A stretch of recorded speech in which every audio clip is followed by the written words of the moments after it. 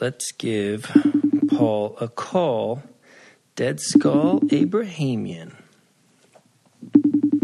is our guest today. Oh, yo. What's up, buddy? Nothing much, man. Just setting this up here, making sure your audio is good. How do you have your phone? Are you on like speaker, or are you headphones, or how are you doing it? I mean, do you want me to put headphones on? I'm on speaker right now, but I could put headphones on. No, that how you have it right now is good. So, sounds okay, perfect. good.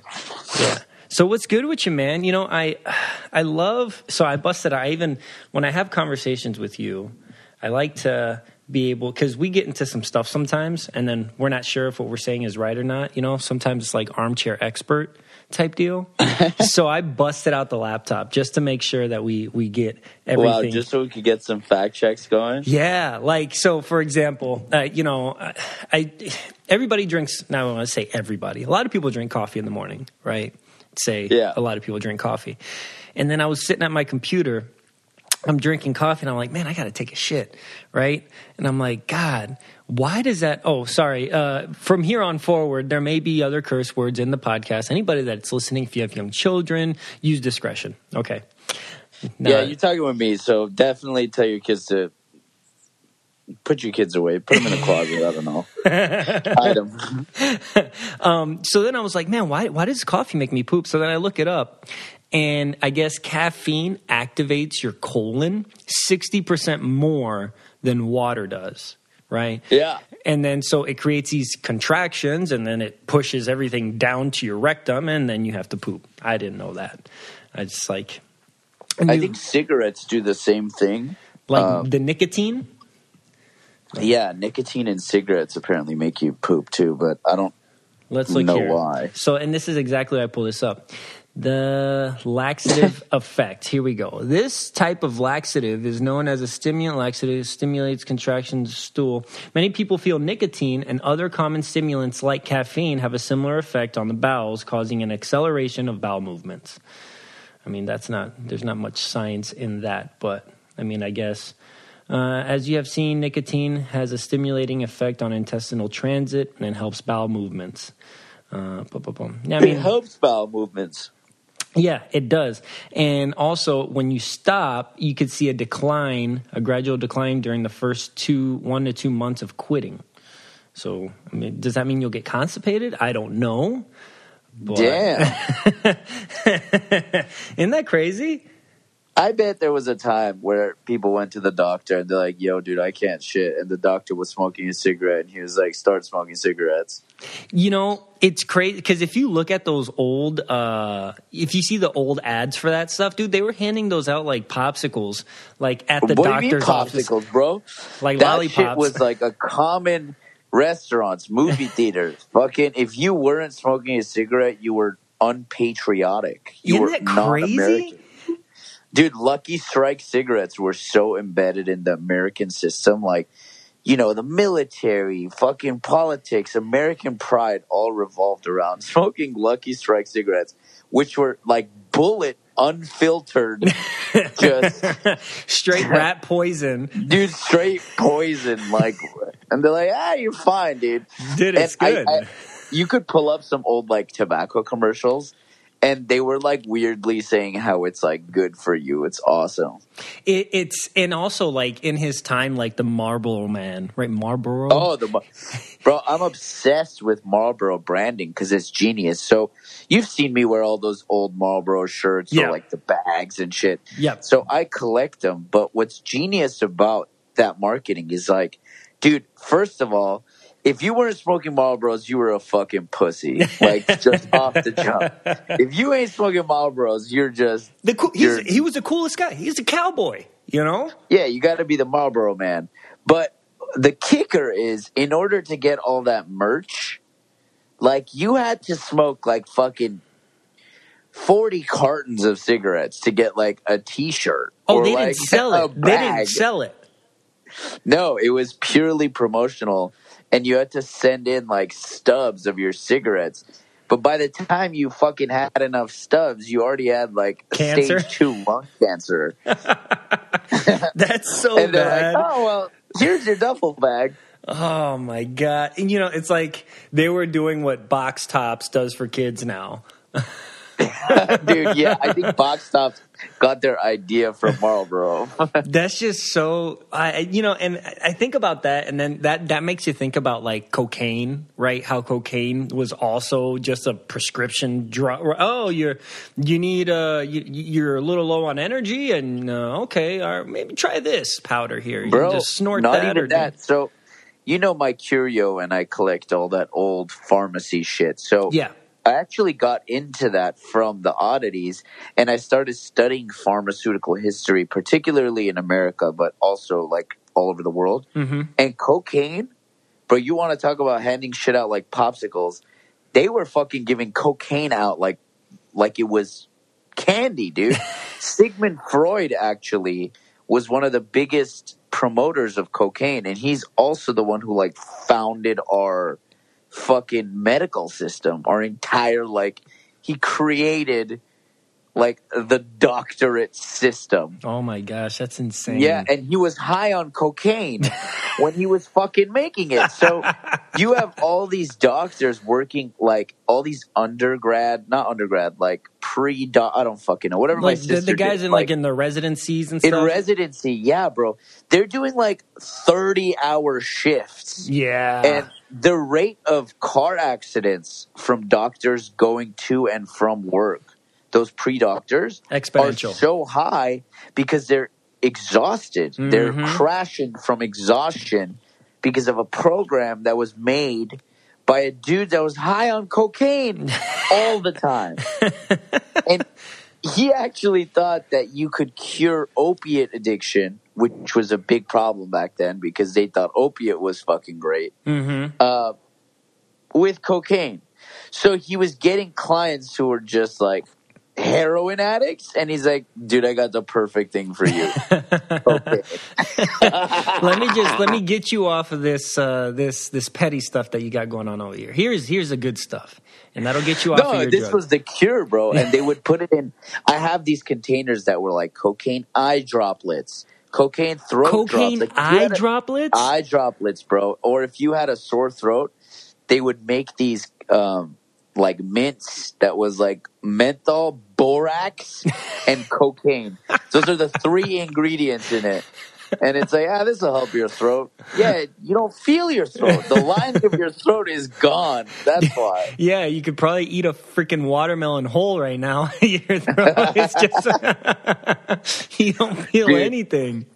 Not to get all crazy, but pharmaceutical history in America is fucked up. Why we have such a huge opiate problem in America is because they were giving fucking opium to 2-year-olds in that's insane. The 20s, the 10s, the 30s, the 40s, all the way up until the 60s.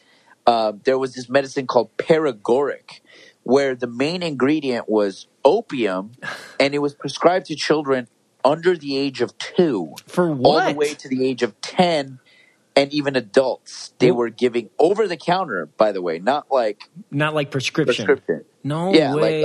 What was it? Bro. What was it like? What are they prescribing this for? Just for pain? It's stomach pain, digestional tract issues. Wow. I mean, all sorts of shit. They would pretty much craft anything and then put the drug in it and say that it aided with it. So let's say if you were having stomach issues, they also had cocaine soda. And Coca-Cola actually first started as that, as an intestinal relief medicine, which is why they say Coca-Cola had bits of cocaine in it in the beginning, because it did. But there was also cocaine tonics.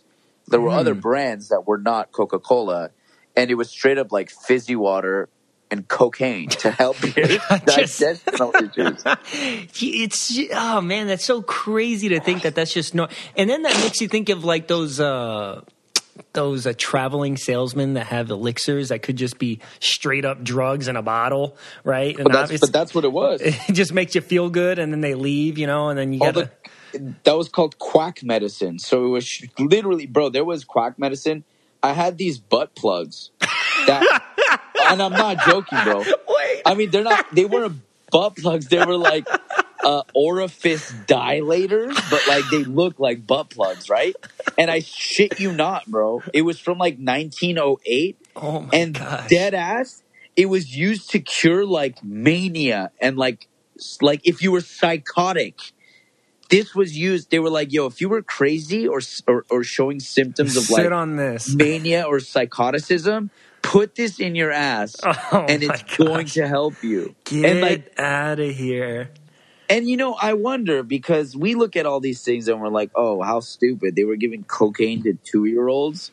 But then I wonder, 100 years from now, they're gonna look back and be like, yeah, we probably shouldn't have done all that either. Oh, I wonder what the fuck we're doing now. Oh, maybe that we're going to be looking radiation for cancer treatment, maybe something like that. Yeah, or jewels. Yeah. They're like, oh, remember when we thought vapor was a better idea? Actually, those worse. Really messed everybody up. Yes. Yeah. For the longest time, I was telling Nicole, I like our bed sheets, but I want something better, right? Like, she had one, like, down comforter. Is that what it's called? Or, like, I think it's called duvet cover. Yeah, like a duvet cover. She had one, and it wasn't big enough. It was, like, a small one that she had on her own. And it was all right, but I wanted something for our bed. We have a king-size bed. I wanted something big that's real comfortable.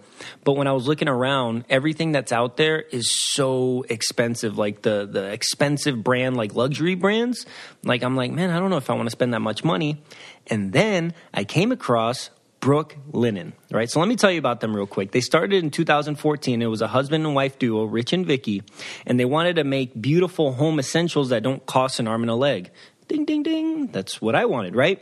So today their mission is to make you comfortable. So they were the first direct-to-customer bedding company, right? So they work directly with the manufacturer and directly with the customers. No middleman, which is just basically you're getting a great luxury product that doesn't cost an arm and a leg, right? And so you can bundle sheets and bedding and you can save more. So it'll include like a duvet cover, core sheets, extra pillows, and now it's awesome because I have it on the bed, and I don't know about you guys, but one of the best feelings is when I'm done with a long day, I hop out of the shower, and then I just cuddle in to the bed. And now that I'm by myself, I cuddle the heck out of these Brook Linen sheets, and they're so freaking comfortable. And if you don't believe me, there's over 50,000 5-star reviews, right? And counting, okay? So Brook Linen sheets are the perfect place to start making your mornings great. Brook Linen is so confident in their product that all their bedding comes with a lifetime warranty. I mean, come on, have you ever heard with bedding with lifetime warranty? No. Get 10% off your first order and free shipping when you use promo code COCO, COCO, only at brooklinen.com. Brook Linen, everything you need to live your most comfortable life.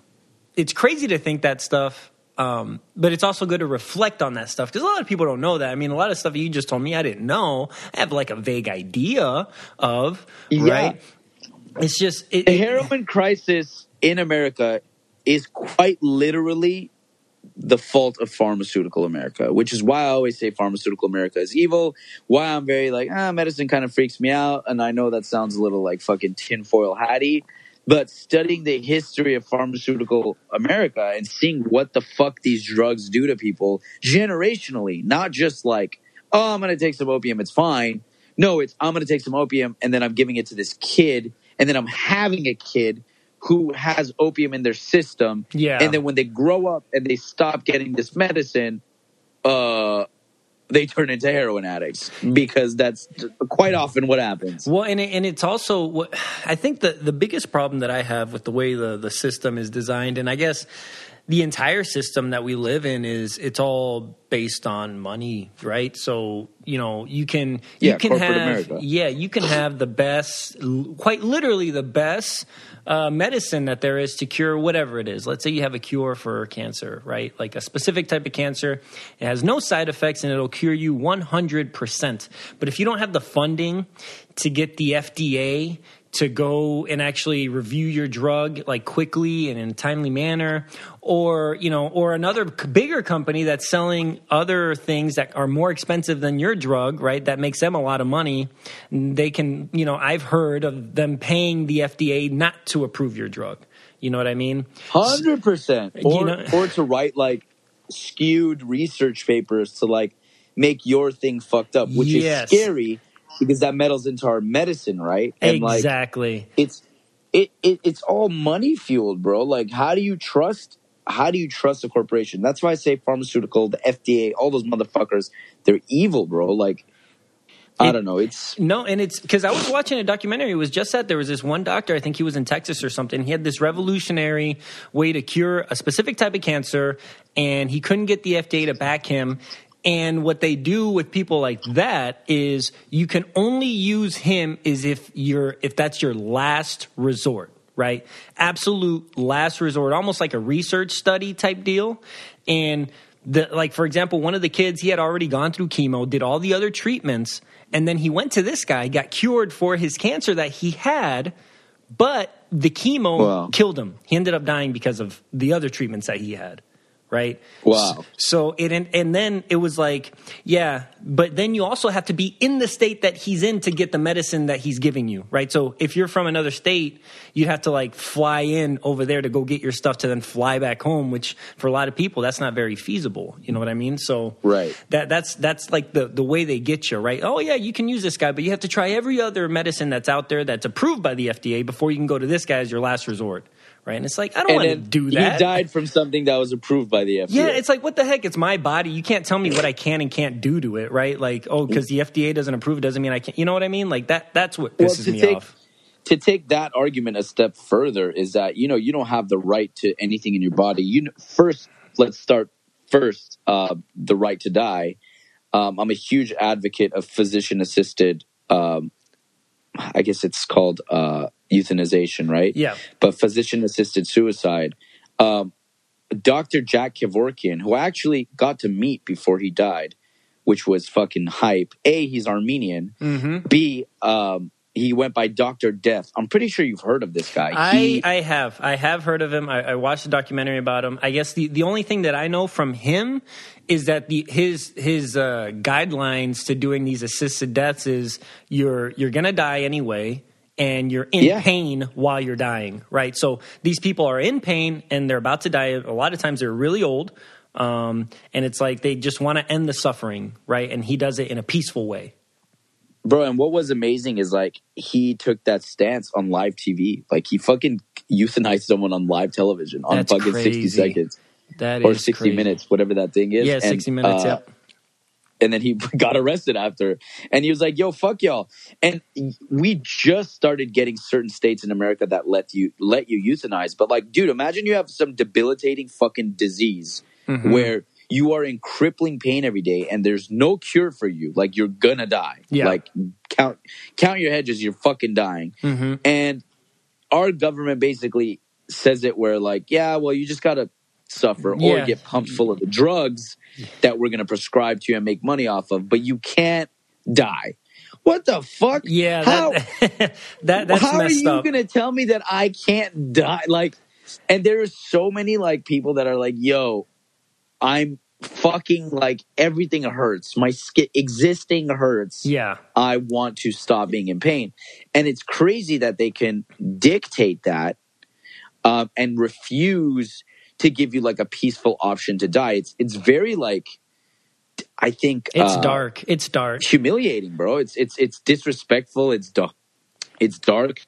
And not only that, okay, so that's one thing. You don't have the right to die in America, really, at most parts of the world, which is fucked up. And B, you know how I collect human bones, right? Yeah. Of course. Yep. We've talked about that. Yeah.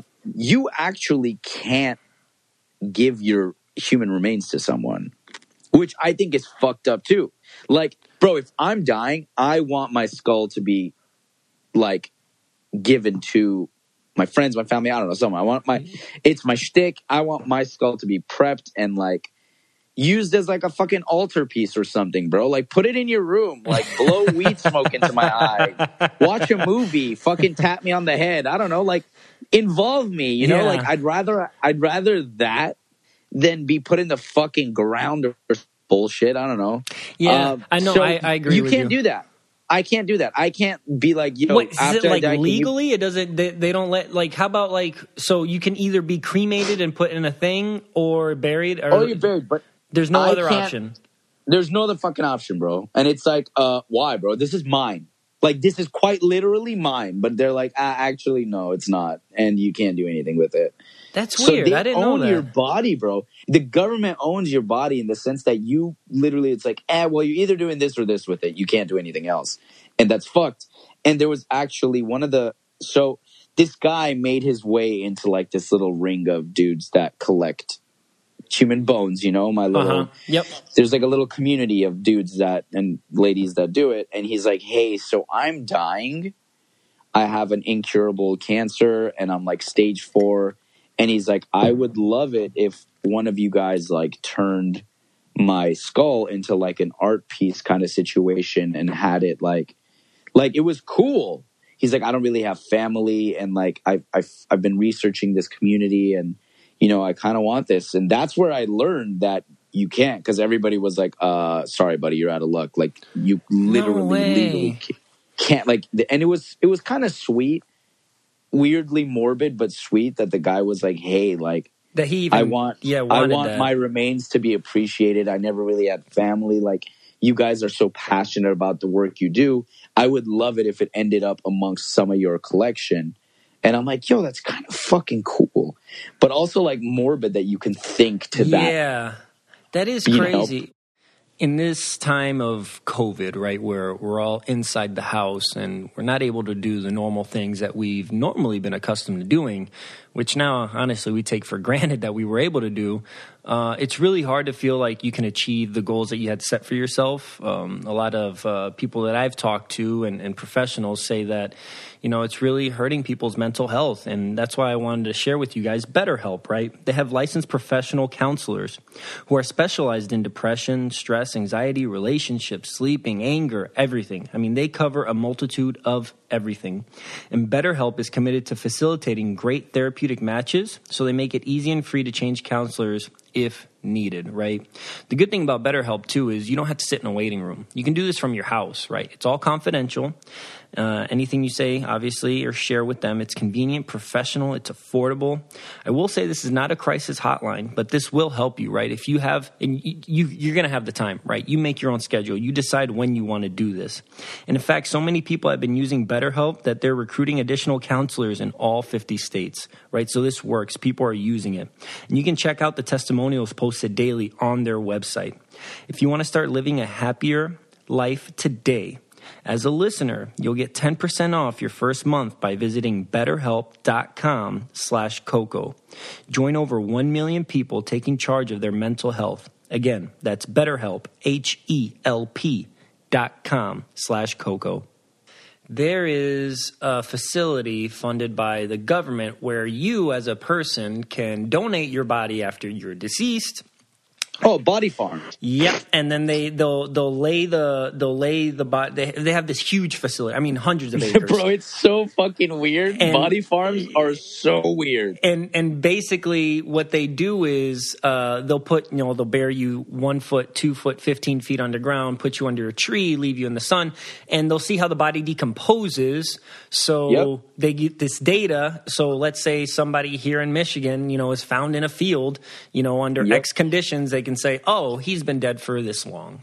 You know what I mean? So a lot of bones actually come from body farms as well. Oh, really? Because they dispose of these bones. Yeah, they dispose of them and they really have no use for them after they've finished their research. Or a lot of people get I know people who get some medical specimens all without a license straight from body farms as disposable medical waste. And a lot of people don't know that this shit. It's a whole nother world. It's a whole nother world. It's a whole nother world. Yeah, the medical world, or even medical usage of human remains. People think that collecting human bones is disrespectful, but when they see the other options that happen to human remains, I personally don't think it's disrespectful at all. I think it's more disrespectful when, let's say you donate your body to science, you get some fucking hungover medical student sawing into your fucking head. Yeah. And taking some notes. And then he chucks it into a trash can. There was a comedian that said this, I don't want to be donated to like, and he said just that hungover student that gets an F on my body because he did something wrong. and then look, like these, I get it. These people donated their body to science, and a lot of the medical specimens that I have are antique medical skulls that were prepped for teaching and studying. And I still get shit where people are like, that is insanely unethical and fucked up that you own this and blah, blah, blah, blah. And I'm like, dude, this was going to go in the trash. Yeah. Or like be fucking lost. Or it could be like appreciated, studied. Like I look at these things and I learn from them and I fucking teach people. Like it is continuing its purpose. Just because I'm not a fucking facility, like a medical facility. I'll tell you what it is. It's perception versus reality. The perception is you're in a dark room with a bunch of lit candles doing some satanic ritual, right? While licking these skulls and like pouring goat blood on it. But the reality is, you know what I mean? Like that's the perception that people have. But the reality is, it's preparing them and really appreciating what it is, where it came from, knowing the history behind it. And actually, the more history, I think you've told me this before, the more history that comes with something like that, the more appreciated it is because you know where it came from, the history behind it, that person, that thing, like wherever you got that, or from the hospital that you got it from, what it was used for, you know what I mean? So Right. It's actually, I mean, just to make a note of it, you will never know who the person actually was. That information is actually legally protected. So, no way. So like a HIPAA type thing? Let's say you do donate your body to science, right? When your body shows up in the school morgue, whatever, you're just a toe tag. You're just a number. You're not a name. You're not a person. You're not nothing. I didn't know that. Yeah, so it protects the privacy of the patient. It protects the privacy of the person donating their body. So surely when it gets to me, no fucking clue. But even when it gets to the school, you have no fucking clue who this person is. Like and I think that's better. Yeah. Even with bone collecting, a lot of questions I get. Well, whose skull is that? Like, I don't know. Do you know whose skull it is? And it's like, I don't. A. And B, I think it'll be kind of fucked up if I knew exactly whose skull that was and like I just had it, Yeah. Unless it's like a friend, right? Yeah. It's like, oh, that's my homie Jeff. Yeah. But like, if it's just some stranger, it's like, oh, this is this lady from like Wisconsin it's like, why the fuck do you have this lady's skull? Can you know like the era or the time that it came from? Sure.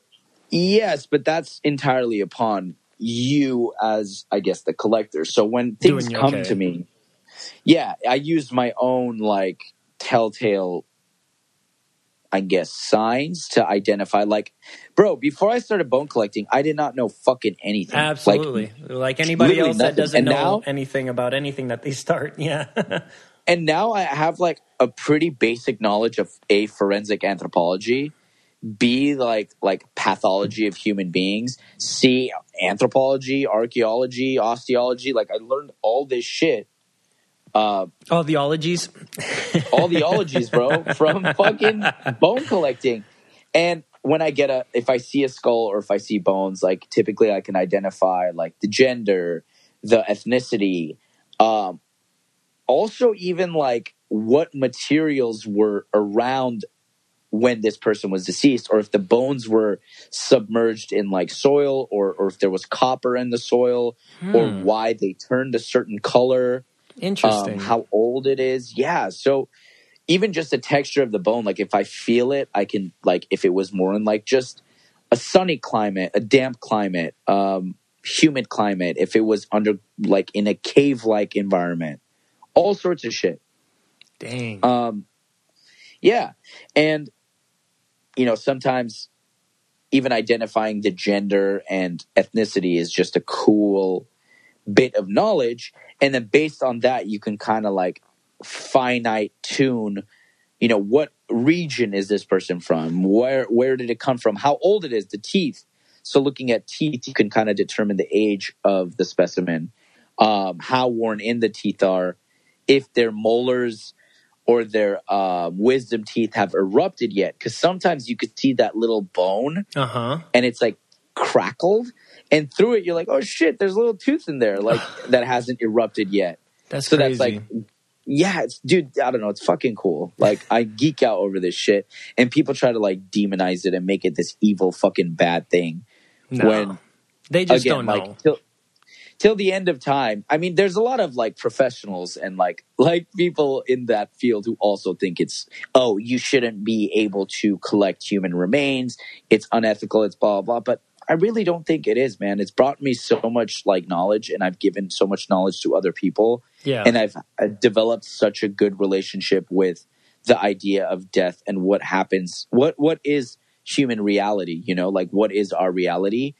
And I don't know, man. Like I would fight against that. I think it's really educational and really just fucking fascinating, man. Yeah. And if our people are finding like unethical and immoral actions in just appreciating human remains, what about like the living humans that we don't give a fat fuck about that exist? And there's that and many more arguments to be made on that respect. I mean, I think at the end of the day, what it comes down to is ignorance, right? If you choose not to educate yourself and you just want to have this perception of what something is without doing research about it, I mean, then that's your prerogative, right? Because you're not going to change your mind. You're going to be a dogmatic person who's not going to change your opinion. You believe what you believe with the information, the limited information that you have, right? If you guys haven't heard me talk about Best Fiends, it's this game app on your phone that Nicole and I are obsessed with. You're about to hear it right now because it's a lot of fun. It's very competitive. And Nicole and I, now that I'm by myself, you know, Nicole's gone and all, I've been able to catch up because I'm not going to lie, she was way ahead of me because we play this game so much. I mean, anytime that we have any downtime, we play. It's basically a puzzle game, right? But it also has like a bunch of different unique challenges that they add within the game itself, right? Like you have to break down these walls to be able to get these things connected, right? And they also add like little bombs in there, or I don't know. You're just going to have to play it to understand it, but it's a lot of fun. And they have a lot of little characters that you can grow. So as you go along, you get points, and then you can upgrade these little, and they're cute. I mean, Nicole says they get uglier as they get older. I don't know. I think it's like, I don't know, you're growing your little, you know, they're on your team, right? And you can swap them around. So they're almost like these little bugs, right? And then they grow, and then they get stronger, and they can do more stuff. I don't know. It's a lot of fun. And if you don't believe me, there's over 100 million downloads and tons of 5 stars reviews. Best Fiends is a must play. Download Best Fiends free on the Apple App Store or Google Play. That's friends without the R. Best Fiends. So I've been noticing that you've been still doing your music, right? Yes, sir. And it's a total shift. It's a total shift of music style. It's completely changed, man. It's awesome. Yeah, I like it. I've heard your most recent stuff. I think it's really cool. It's that what's with that shift? What do you is it just different part of your life or different things that you like now, or you know what's that? I don't know, man. It's like, or you just feel it. That's how you're feeling right now. Yeah, I just feel it. Like when I was making Van Alden music, like I was just feeling that. That's how I was. I don't know what I was going through or whatever the fuck. And this was birthed out of the world ending, like this fucking isolation, this coronavirus, all this shit, like sent me into like a really deep self-reflection and a really deep like evolution. And as terrible as the pandemic was, it really like I really worked on a lot of like self-development skills during that time. You know, I caught myself in a lot of dark places and then also pulled myself out of a lot of dark places, and just kind of like had a lot of like real conversations with myself and just spiritual growth.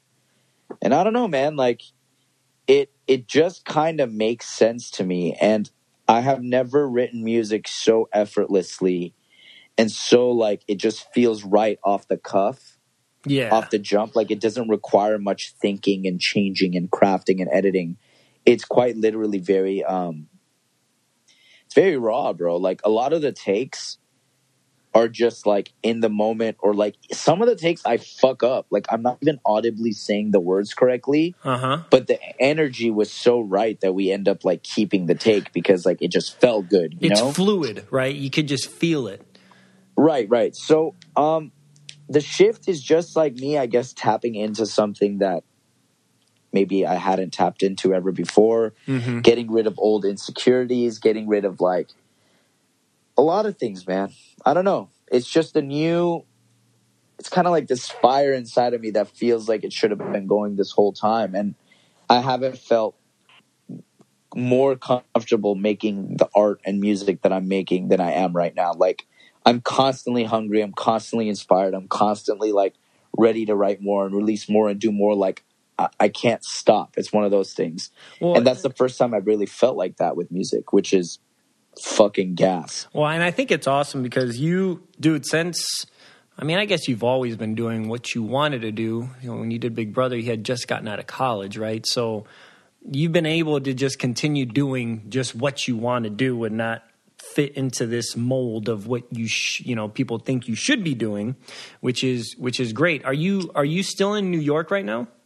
I am, and thank you for acknowledging that, man, because it's definitely as cool as it is, and a lot of people have reached out to me lately, like a lot of old friends who are kind of getting older now, and like just touching base and being like, man, like I admire that you fucking you stayed to you, like you continued doing what you love.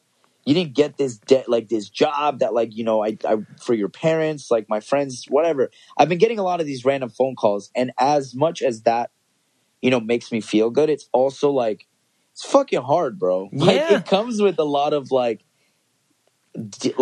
doubt, not doubt, but like constantly asking yourself, am I doing the right thing? It's liberating. I'm living the life that I want, sure, but like, it's also scary because I never know what's to come. There is no guarantee. There is no, not stability, but like, there is no guaranteed course. It's not like 9 to 5. You're going to get a promotion in 2 years. You get a pay raise each year. You're building your 401k. Yeah, I can continue doing this and get nothing ever, which is a scary thing. But then at the same time, you flip the coin and it's like, but it is what I love, and I'm surviving. I'm making the money I need. I'm supporting myself the way I need. And, you know, sure, I could always have more, but for what I have now, like, it's working. Yeah. Like, I'm happy. I get the things I want. I do the things I want, and I live the way I want. That's for I can't complain, bro. For I guess the younger people that are listening, or I guess this really for anybody, it's easy to say, especially when you're younger. When you're younger and you're relying on your parents, it's easy to say, I'm just going to do whatever I want to do and thrive at that thing, right?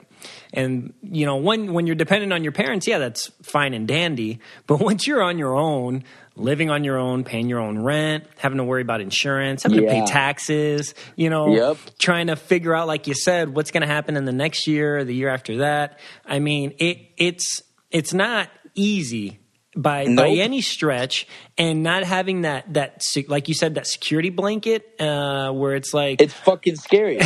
Where it's like, oh, no matter what, I'll still have this income coming in every week, right? It's hard to break from that, but the fact that you're able to break from that, I mean, eventually something's got to give, and something's going to happen for you, right? One way or another, one way or another, something's going to happen. I mean, I fully support myself right now through my art, like, and that's great. Yeah, and that's awesome. That's the dream, right? That's the dream. You've already made the dream, and now it's just like making that forever, right? Yeah, exactly. Thank you for acknowledging that, man. And it's cool because, like, I love that I get to do what I love. I love that I get to go to like flea markets or go hunting through the country looking for old antiques that I can either refurbish or create into new art, or finding like these old historical bones and shit that I can work with and then make music and like kind of, it's like a hunt, bro. It's a chase, a hunt. I make it, I flip it, boom, let's keep going. Like it also just keeps me alive a bit, you know? It keeps me eager, it keeps me hungry. Do you find it hard to maintain like a schedule? Is it hard for you to stay organized? Yeah, it's very hard to keep a schedule, but like, I guess that's part of my lifestyle is like, I don't have a schedule, and that could be frustrating for certain individuals in my life. Absolutely. Or like certain like things in my life where like people are always like, oh, well, I'm not working, blah, blah. Why don't we schedule this for 2 weeks from now? And I'm like, dude, what? No, I don't work. I don't operate that way. I don't have a fucking, 2 weeks from now. Yeah, this is my schedule. I'll be off that day. Or I might be like in another country 2 weeks from now, because kind of like in Big Brother, remember how we were saying like you got to pivot? Like you can't really have a plan. You kind of just got to be able to like pivot like a basketball game. Like, boop, boop, like you got to be able to fucking move. Mm-hmm. So I kind of adopted that into my real life in the sense that, dude, sometimes opportunities and shit and things just kind of present themselves. And I always would beat myself up if I didn't do it. It's like, fuck, what if I did that thing? That like, you know? So I try to keep myself in a place where like I can take those risks. I can pivot. If something comes up and it's like, hey, you want to do this thing for like a month? And I'd be like, yeah, fuck it, let's go. Like, let's do it. Because I never know where that can lead me. And that's kind of what I'm banking on, right? That's the gamble that I'm banking on, is that I can take these risks. I can do these things. I could go to these places because I'm not confined by any restrictions. And I'm hoping that risk-taking is what rewards me in the end. Yeah, and the fact that you're able to say that you did it, right? Because exactly, not anybody can say that, right? I can, bro. At the end of the day, if all else fails, like it's still for the story, right? I live for the story, which is kind of weird to maybe some people, but like whenever I'm doing something, I always say, "Fuck it, it's for the story." Like I moved to New York for the story. I didn't move to New York for any fucking particular reason. Yeah. I told myself when I was 21, I was living in London. In my last year of Pepperdine, I lived in London for a year. I was interning out there. And I told myself, fuck, you know, it's kind of cool. You were born in LA, and then you like lived in Malibu for a bit. Now you're living in London. Like that's a pretty cool fucking repertoire, you know? And it's like, I told myself by 25, I would like to live in New York and kind of have that like New York, LA, London, all by 25. That's kind of neat. Yeah. And it was a fantasy back then. And then I got to 25 and I was like, well, bro, like you're still in LA and there's no real reason for you to move to New York, but like there is never really a reason to do anything, bro. Yeah. Like you just there's not a reason not to go to New York, you know? Exactly. So, you know, I packed my shit up. I drove across the country and I completely relocated my life. And it's still hard. I'm still like scared about it. It's still scary. But I've done things here that I would have never imagined I would do. Mm-hmm. I've put myself in positions I never thought I would be in. And I've accomplished things that I didn't even think were possible. I learned things that I didn't even think I could learn. Or like I developed skills with art, with like the shit that I'm doing that I never thought that I could fucking do, bro. So it's really special. And that's something I want to promote to people more. Like, there doesn't necessarily have to be a reason to do anything. Yeah. We make that up in our fucking head. There is no reason for anything. We don't really matter. Not to get too deep into shit. I remember doing that when I was a kid. You know, I just look at my hand and be like, what, why? What is it? What am I? Like, what is it? No, absolutely. And I think it's also, I always enjoy having the conversation with the older guy that you say something about something and he has some information about that thing, about that place. Right. It's like, oh, yeah, I used to live there. Oh, yeah, I visited there many times. I've done X, Y, and Z. And you're like, man, this guy. And you think it's cool, right? You're done like, anything. Fuck. You know, he's done everything. Yeah. Oh, my God, I want to be like him when I grow up, you know? And so, I mean, the secret to that is to just do shit, bro. Do shit without a reason. Like, go to that place you wanted to do. Do that thing you wanted to do. And for all the listeners, and Vic, I don't know if I've told you about this. Maybe I have, but it's called, it's a short little read. It's like a short little online book. It's maybe like 10 pages. You can read it in fucking 10 minutes. Mm-hmm. It's called The Universe Doesn't Give a Flying Fuck About You. Oh, okay. If you haven't read it, please take the time to read it. And if anybody is on here, it's free on Amazon, Kindle, whatever. It's literally a free PDF download. It's called The Universe Doesn't Give a Flying Fuck About You. And I read this maybe like once or twice a year to remind myself of how small and insignificant we really are. And there is actually a beauty in that statement. I'm not trying to be like a downer, but like reading that and realizing how minuscule human life really is in comparison to the bigger fucking picture here. Mm-hmm. it's really empowering, bro. It makes you feel tiny and insignificant to the point where it empowers you to do anything you want because nothing matters. Because you're this tiny little fucking dot in like a blink of the universe's scope of fucking existence, you know? Like it's so tiny in even our individual personal life, right? Like you and me right now, our existence, our like 80 years of existence on this realm is such a tiny blink and fucking beep in like the timeline of the universe. It's so tiny and silly. And that when we think about things like, oh man, like this person doesn't like me, or like, oh, these people think I suck. Like none of that shit matters, dude. Nothing matters. Who even remembers that, right? No one's gonna remember it. And like, as soon as you die and the last person who knew you dies, like it don't matter the no idea more. of you is dead. Unless you do something significantly cool where you can be remembered.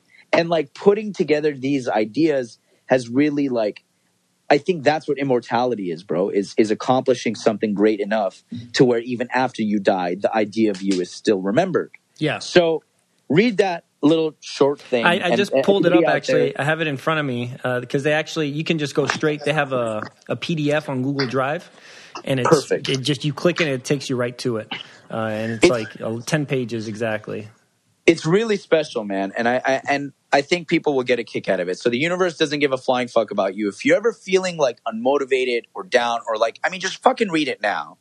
And I think it will really change the way that it'll definitely put a little pep in your step. Well, put it that way. The cool thing about this is in a smaller version of this, I do this every once in a while. If I feel some type of way about something or something's really bugging me, you know, and I'll be driving, I'll be like, but if I die today, right, that's the most important thing to like my family, right?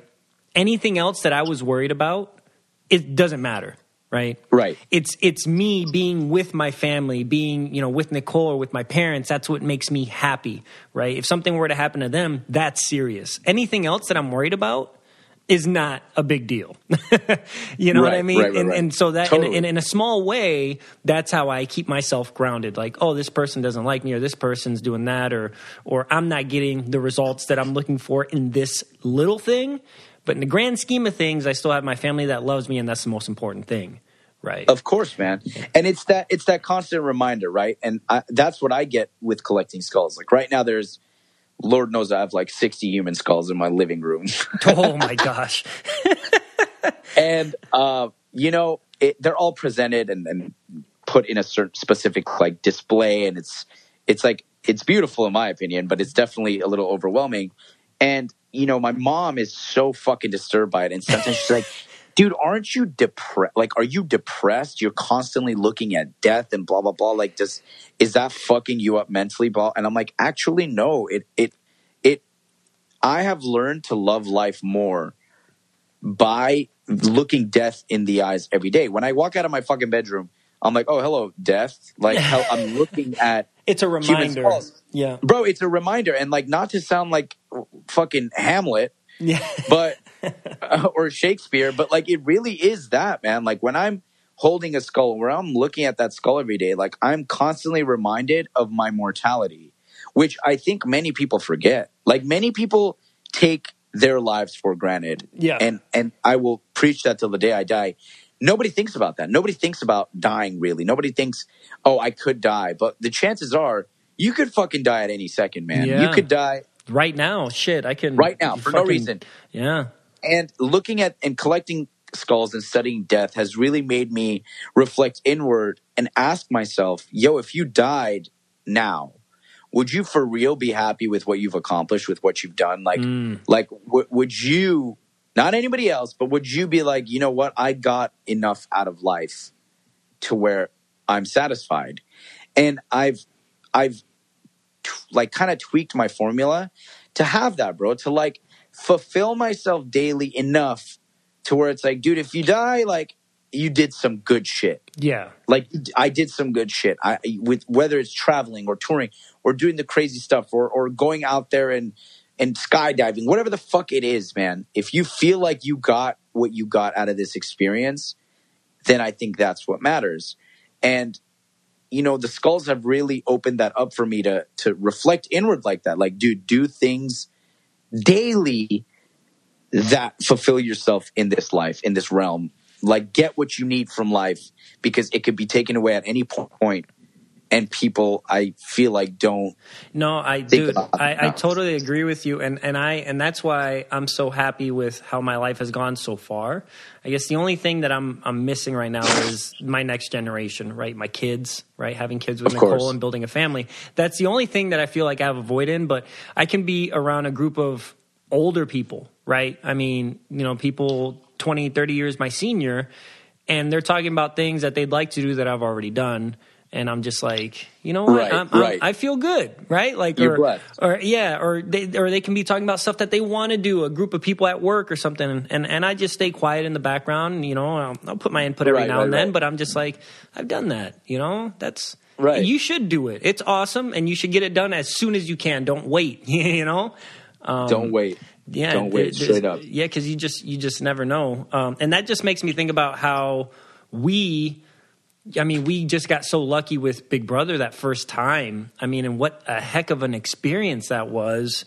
And, yeah, it was fucking awesome. Dude, I think we've said this before, but it's so, you can't explain that first time to anybody. I know you did it the second go around and you did it, but you already knew what was coming, more or less.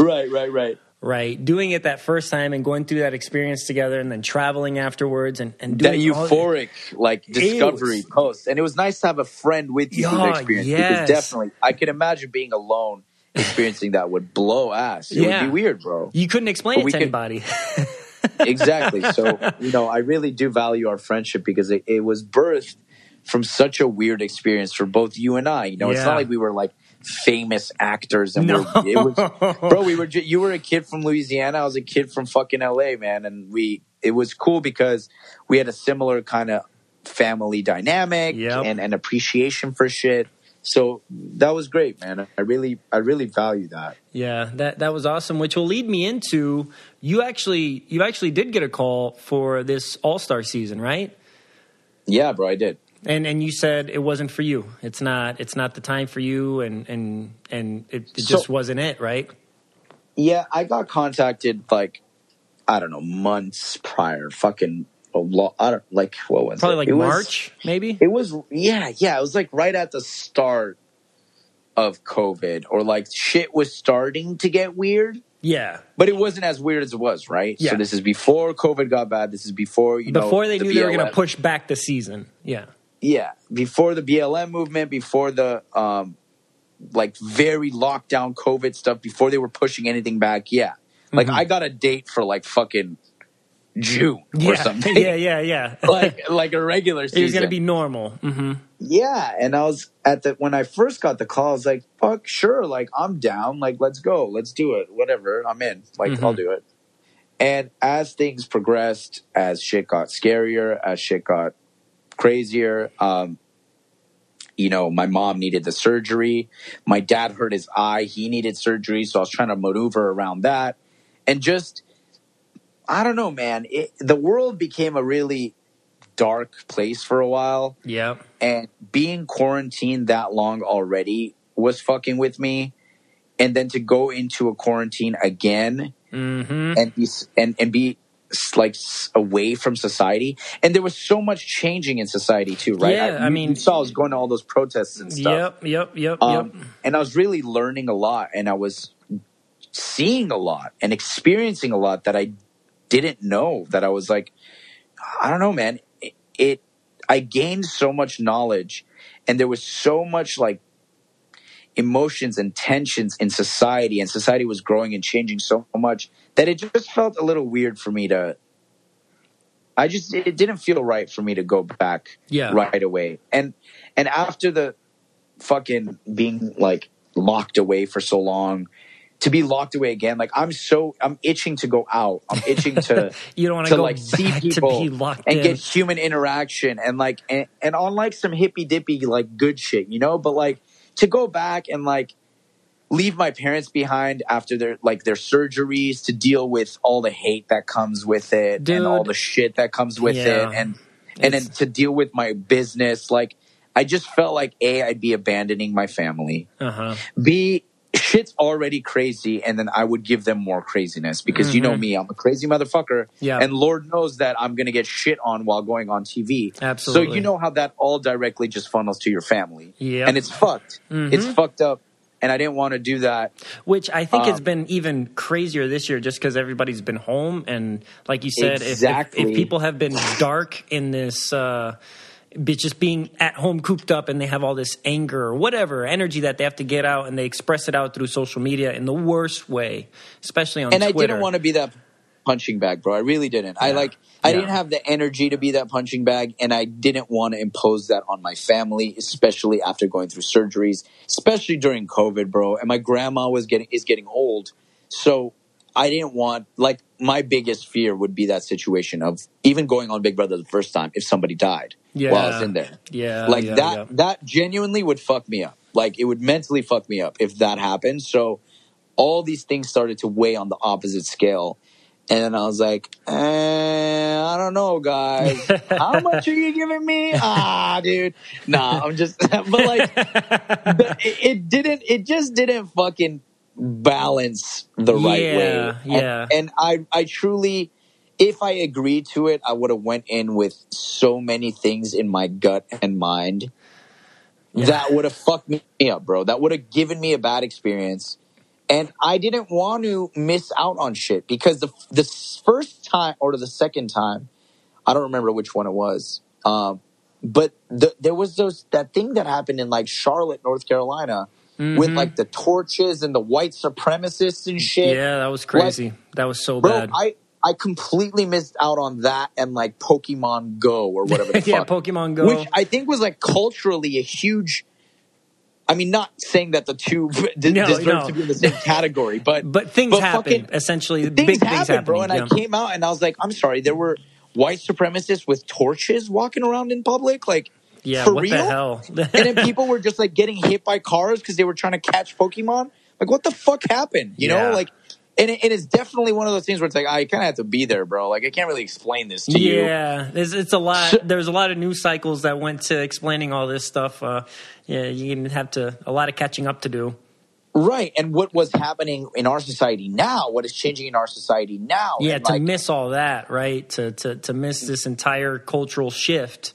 Exactly, and I just thought it was, I can't. Like, I don't know. I just didn't want to miss out. And like being at the protests and being a part of that movement was really special and really like empowering as well. And like it felt, I don't know, it's crazy, bro. Between what's happening in Armenia right now, what's happening in Lebanon right now, like I would have missed that. I have family in Lebanon. I have family fighting in a war right now. There's just so much happening that I would have fucked myself up mentally had I agreed to go on. I would have been thinking about my parents, what's happening on the outside, this, that, boom, boom, boom, my grandma. And I would just go nuts, bro. Yeah, and I agree with you. Nicole and I were finally in a place where we had been removed long enough from actually being on TV. To where it was, the people that followed us on our social media or commented stuff, it was just straight up people that, just like us for us. And, and it wasn't anything else other than that. And we do our things. And if they like our stuff, they like our stuff. They comment nice stuff. We do our podcast. And that was it. Now being thrown back into this, and I support Nicole and everything she does. I think it's a great opportunity for her. And her job is social media, right? So obviously this helps her directly as well. Course. Of course. And she essentially wants to do this, set our family up better for the future, but everything that comes with it, it's hard to swallow sometimes. Of course, man. But it is what it is, right? With this, and it sucks that it has to be that way, bro. Yeah, it's so ridiculous. There's a lot of vitriol on this show that, like, after doing it twice, looking back on it, I'm like, bro, this is kind of fucking whack. Like, why am I subjecting myself to this bullshit? Like, I'm being judged for like playing a game to win money, and people are calling me a piece of shit, dude, or a fucking so like bizarre. I don't know. And like, sorry, continue. No, you're good. For me, what I've been what I always throw myself back to, it's like, it's temporary, right? This will last for the span of, let's say the show's 3 months, but let's give it another, 5, 6 months, a year, and then the next cast gets released. And it's gone, news. Right? Your old news, and then the season after that comes out, and nobody remembers, right? So there's a handful of people who like fucking like obsessively hate you for some reason. Well, like, dude, I'll post something about my music, and someone will just write some shit like, "Remember when you said cunt?" And I'm like, "Yeah, bro. Like, what? What does that have to do with anything? What? Who are you? Yeah. Well, and why does this still bother you? Fucking 5 years later, dog. Like, sometimes people say shit that I said to people. I'm like, bro, do you know that me and that person are like cool homies? Like, and they couldn't care less. But here you are, livid, 5.5 years after the fact, writing on my fucking Twitter. Get the fuck out of my face, dude. A lot of times what I've noticed now, it's like, I'll pick a number. It'll be bigger than what the actual number is probably. Let's say 400 people, right? 400 people on Twitter are the actual people that are saying mean stuff. Totally. And it's less than that, but let's just say 400, that's a safe number, right? The amount of actual people that appreciate your stuff that don't say anything, right? That just like your stuff on Instagram and everything, exponentially more. More. But of course. And it's all love and support, and if you do something really cool, they'll comment on your stuff, they'll watch things that you put up, but just those 400, if that, and I think a lot of those people, they're just louder, right? Yeah, they're louder, they're more persistent. One person makes 3 accounts so he can just shit on you 3 times as much, Bro, it's so weird. It's so weird. A lot of them are kids. A lot of them, I don't know what the fuck the situation is, but like, to be completely honest, if I knew somebody in my real life that had multiple accounts on social media dedicated to saying some crazy shit to a stranger that they watched on TV, I would genuinely, A, be fucking disturbed. B, if they were a homie, be like, yo, dude. You're not a homie. We need to talk. Like, we need to talk, dude. Are you okay? Are you, like, mentally fit right now? Like, what's going on, dog? Like, I just don't get it. I agree. I don't get it. I mean, I could hate people. There's definitely people that I have opinions of, but, like, I don't publicize those are my opinions. I keep them here. I'm like, yeah, fuck that guy. I don't go, hold on, let me find this dude's mom and send him a video of one time where he, like, scratched his asshole. Like, what the fuck? Like, what kind of weird upside down thinking is this shit? Yeah. Like, it's just so fucking disturbing to me. And then when I make comments about it, people are like, oh, is that as bad as how you treated this person on a fucking produced television show? Like, come on, dude.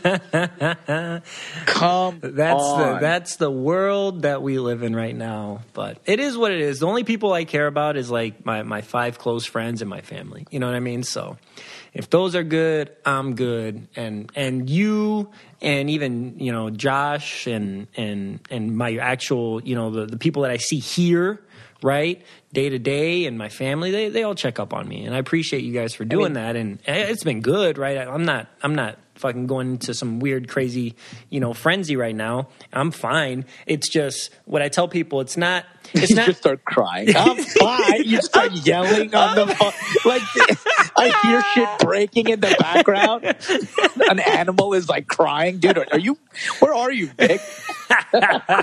No, what I was going to say is it's just constant, which is annoying. And I think it's more annoying because it doesn't get to me, right, what people are saying. It's annoying that it's so constant. I think that's where it's at. It's consistent. There's no end to it, and you can't do anything to stop. Like, oh no, I just stay off. I stay off. I only look at like the one that updates you on like what people are saying in the house, but doesn't have any opinions. That I look at that, and then I hop off, and that's all you do. And then I watch the show, live. So I mean that's kind of where. Are you watching by chance? No, dude. I don't really watch Big Brother. Like, and I don't know. I saw it as a kid. The competitions looked cool. I was like, wow, sick. But then I stopped watching TV at the age of like 12. Like, I was just not watching TV anymore. And I mean, I watch films and shit and documentaries, but like but I don't really watch TV. Even though like my friends are on it and like I did it, I still just don't really watch TV. Yeah, I get what you're saying. The only reason, I've never watched Actually, this is the first season of Big Brother I'm watching, and obviously it's just because my fiance's on there. Of course, kind of have to watch it. I mean, of course, and sometimes I don't even want to watch it, but then I'm like, I don't want to miss something, right? And I didn't see it. It'd be a thing. So I mean, you're manning the ship, so exactly. So you don't want to be out of your own loop, right? Exactly. I don't want to be told by somebody else. Oh, did you see this? I'm like, oh, yeah. You're like, fuck. Here we go. Yeah. Exactly. And I got to do this podcast, and so I got to know something about what's going on. But it looks like Nicole's in a good spot right now. If you don't know, it looks like she's butting heads with Janelle. That's fine. I think either Janelle or Kesar are going to go home this week, so we'll see. But as of right now, Nicole's in a good spot. We'll see what happens with this next HOH. So is she cool? Is she like? Do you don't get to like talk to her or anything? Nah, obviously, no, I don't get to. I don't know if like All Stars had like special privileges. Courts. Yeah, because like they have kids or they're fucking married or I don't. Yeah, nah, dude. I'll tell you what. I've been today, barring today and tomorrow, because it's going to be raining, and then I go back to work this weekend. But I've been out of the house as much as I possibly can. I'll still go to the gym, right? And I'll go to the gym now for like 2 hours. But I've been golfing a lot. I've gone kayaking. Golfing? Yeah, dude. Okay. So I only work, I work like 15 days a week because I work 12-hour days, right? So on the stretches of days that I have off, like 2 days or 3 days, whatever. I'm sorry, did you say you work 15 days a week? Oh, sorry, 15 days a month. I thought I was having a stroke. I'm like, what the fuck did he just say? Am I hearing things wrong? I gotta go to the hospital.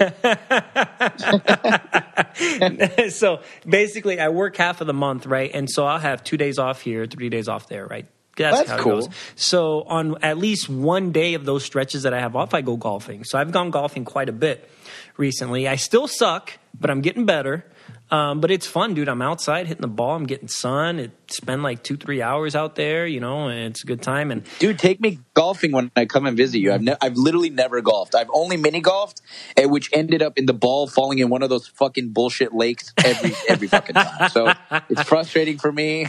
And I've never like adult golfed though. Dude, it's a good time. You can use my clubs. It'll be we'll have a ball. No pun intended. Dude, I want to shop. I want to like get an outfit. Like I want to get one of those hats. I want to get the pants, maybe some penny loafers. Whenever you want to come up here, while Nicole's gone would be cool too. I'm not depressed over here, but I'm lonely. So if you want to come and hang out, man. Well, when does this season of Big Brother? What's our timeline here? Our timeline is probably to the end of October. It could be, and it'll be cool to like film. I mean, we could film stuff and just hang out. Yeah, we can kick it, man. I'm an open book over here, right? So every other weekend I have 3 days off, and I can take a day or two off. So if you want to come up here for like 3-4 days, I can be off all those days. How we plan it, and we can just hang out, man. We can go kayaking. They have this one little, so it's Turnip Rock. So you kayak maybe like 30-45 minutes, and then they have this like island that's like, it almost looks like a diamond type thing. So you can't get up on it, but it's like it's by itself, just hanging up there. It looks like it's gonna tip over, and it has like trees on top of it, and it's really cool. If you look up Turnip Rock online, you'll see it, and it's so cool. And I went there just a couple weeks ago. I went kayaking, and I went by myself. I put a little speaker in the kayak. I had some beers in there, and I just kayaked out there with my music, stopped at the rock, had some beers, came back, and then I ate. I ended up saving somebody who was drowning. No big deal. Casual, just another day in the neighborhood. No, legit. I'm kayaking past this, I see this lady, right? But I'm not really paying attention. I'm just, la-di-da. And I hear somebody yell, "Call the Coast Guard, he needs help." And I'm like, all right, well, maybe let's not call the Coast Guard right away. Let's see what's going on, right?